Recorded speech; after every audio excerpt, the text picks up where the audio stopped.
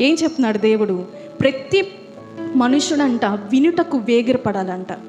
అసలు అవతల వాళ్ళు ఏం చెప్తున్నారో కొంచెం కామయ్యి వింటే వాళ్ళది మనది కరెక్ట్ ఏదో రాంగో తెలుసుకోవటం అనేది సాధ్యపడుతుంది. కాబట్టి దేవుడు చెప్తున్నాడు, ప్రతి మనుషుడు, అది స్త్రీ అయినా పురుషుడైనా, తల్లి అయినా తండ్రి అయినా పిల్లలైనా, ఫస్ట్ మనము వినాలి. నేనే కరెక్ట్, నేనే చెప్పిందే మీరు వినాలి, మీరు ఆగండి అని అంటే అక్కడ ఆగదు, ఆ గొడవ ఆగదు. నువ్వేదో చెప్పాలనుకుంటున్నావు, వాళ్ళు ఏదో అంటూ ఉంటారు. ఈ గొడవల మధ్యలో ఆ కమ్యూనికేషన్ అనేది మిస్ అవుతుంది.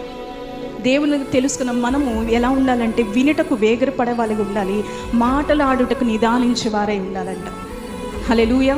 మనం మాట్లాడే ప్రతి వ్యర్థమైన మాటకి దేవుని దగ్గర మనం లెక్కప్ప చెప్పాలి. నాకు నోరు ఉంది కదా అని ఎగిసిపడాను అనుకో, దేవుడు నన్ను లెక్క అడుగుతాడు. నేను ప్రార్థన చేసుకుంటాను కదా, నాకు అంత బాగానే ఉందిలే, నేనేంటి నాకు అసలు అంత బాగుంది అని అనుకోవటానికి వీల్లేదు. దేవుడు చెప్తున్నాడు, మాట్లాడుటకు మనం ఎప్పుడు కూడా నిదానించే వారై ఉండాలి.